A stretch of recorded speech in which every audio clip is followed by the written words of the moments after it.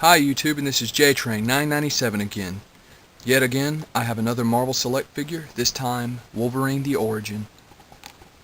This is an older figure, a lot harder to come by now. There's the box art.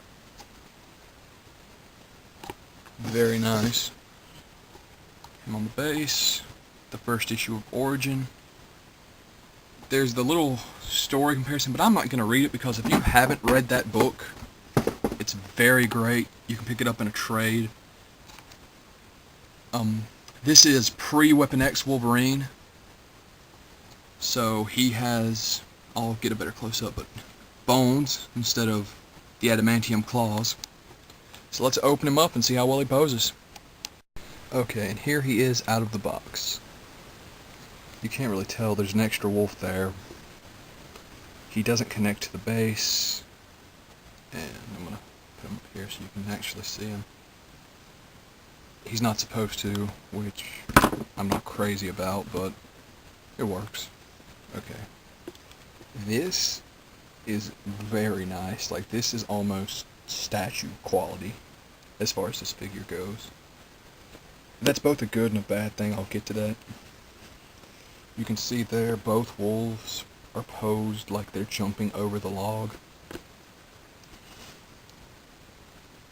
Just going like that.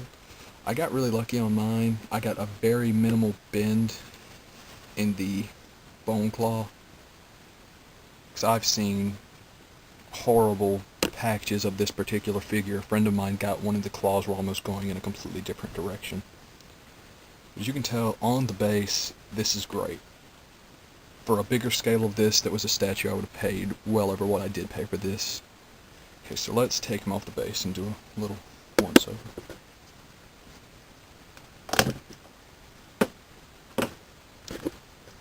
I'm not going to take the wolves off the base. They do come off.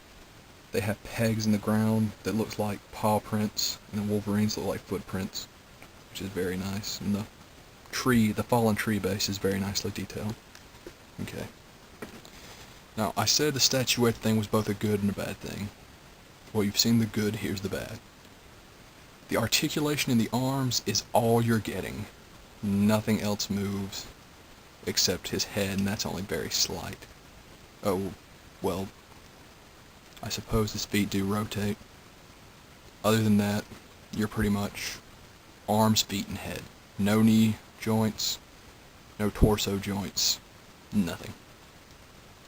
His arms have an easy enough range of movement, but the harder they're pretty much straight out. You can bend them at the elbow to go in. The more you try to put it up vertically, from this angle, the harder it is. This is about as far as you can get it up like that. And if you want it up more than that, you have to bend at the elbow, which isn't a loss. So yeah, not thrilled that he didn't have any posability other than that, but for what they're going for, it's very nice. Like I said, I don't intend to take it off the stand and play with it, so it meets my needs. The wolf over here. I got this for $25 on eBay, of course. If you can buy it now a lot for $30, $35, cause he's not that sought after, but when you do find him, he's fairly rare. I managed to get him in an auction that a lot of people weren't paying attention to. If you're a Wolverine fan, you should snatch him up. If you're just an X-Men fan, he's a great figure just to pose. Don't buy him in the hopes of playing with him or having a lot of posability, because what you see is pretty much what you can do. I wish they would have put a little more on the front of the base so this guy could go on there with him. But yeah, it's not a huge loss. It wouldn't have taken that much extra, though. Overall, I don't know. I'm kind of skeptical because the figure in itself, it pulls off a great presentation, but as a figure, it's not that great. I'm going to go with an 8. I was debating on a 7.5. There's no posability in the figure. Not enough, But at the same time, if you're just going to pull him out of the pack and stand him up, it's awesome. So this is JTrain 997.